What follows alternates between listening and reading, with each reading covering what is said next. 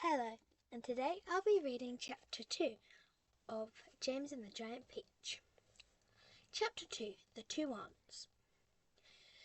After James Henry Trotter had been living with his aunts for 3 whole years, there came a morning when something rather particular happened to him.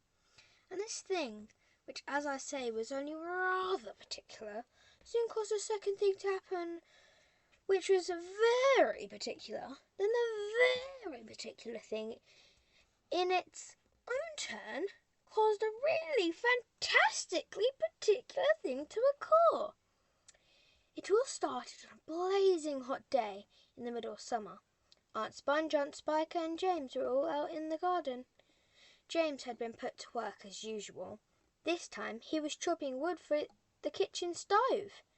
Aunt Sponge and Aunt Spiker were sitting comfortably in deck chairs nearby, sipping tall glasses of fizzy lemonade and watching him to see that he didn't stop work for one moment. Aunt Sponge was quite large and very short. She had small piggy eyes, a sunken mouth, and a face that looked like a great soggy overboiled cabbage. Aunt Spiker, on the other hand, was tall and bony, and she wore steel-rimmed spectacles that fixed on the end of her nose with a clip. She had an annoying voice and long, wet, narrow lips, and whenever she got angry or excited, little flecks of spit would come shooting out of her mouth as she talked. And there they sat, these two ghastly aunts, sipping their drinks and every now and again screaming at James to chop faster and faster. They also talked about themselves, each one saying how beautiful she thought she was. Aunt Sponge had a long handle mirror on her lap. She kept picking it up and gazing at her own hideous face. "And look and smell," Aunt Sponge declared, "as lovely as a rose. But feast your eyes upon my face. Observe my sharp little nose. Behold my heavily silky locks. And take off both my socks. You see my dainty toes. You'll see, but don't forget," Aunt Spiker cried, "how much your tummy shows." Aunt Sponge went red. Aunt Spiker said, "My sweet, you cannot win. Behold my gorgeous curvy shape, my teeth a charming grin. Oh, beauteous me, how I adore my radiant looks. And please ignore the pimple on my chin.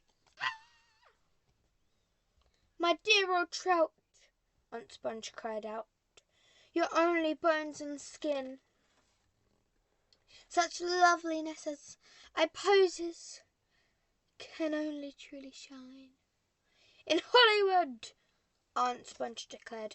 "Oh, wouldn't that be fine? I'd capture all the nation's hearts. They'd give me all the leading parts. The stars would all resign." "I think you'd make," Aunt Spiker said, "a lovely Frankenstein." Poor James was still slaving away at the chopping blocks. The heat was terrible, and he was sweating all over. His arms was aching. The chopper was a large, blunt thing, far too heavy for the small boys to use. As he worked, James began thinking about all the other children in the world and what they might be doing at this moment. Some would be riding tricycles in the gardens. Some would be walking in cool woods, picking up bunches of wildflowers. And all the little friends whom he used to know would be down by the seaside playing in the wet sand and the splashing around in the water. Great tears began oozing out of James's eyes and rolling down his cheeks. He stopped working and leaned against a chopping block, overwhelmed by his own happiness. matter with you?" Aunt Spiker screeched, glaring at him over the top of her steel spectacles. James began to cry.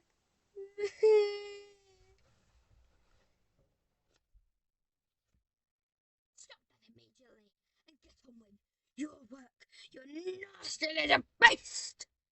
Aunt Sponge ordered. "Auntie Sponge!" James cried out. "And Auntie Spiker, couldn't we all please just for once go down to the seaside on the bus? It isn't very far, and I feel so hot and awful and lonely." "Why, you lazy, good-for-nothing brute!" Aunt Spiker shouted. "Beat him!" cried Aunt Sponge. "I certainly will." Aunt Spiker snapped. She glared at James, and James looked back at her with large, frightened eyes. "I shall beat you later, on in the day when I don't feel so hot," she said. "And now get on with my sight. Get out of my sight, you disgusting little worm, and give me some peace." James turned and ran. He ran off as fast as he could to the far end of the garden and hid himself behind the clump of dirty old laurel bushes that we mentioned earlier on. Then he covered his face with his hands and began to cry and cry. That's the end of this chapter. The next chapter is chapter 3, The Old Man. Stay tuned. Bye.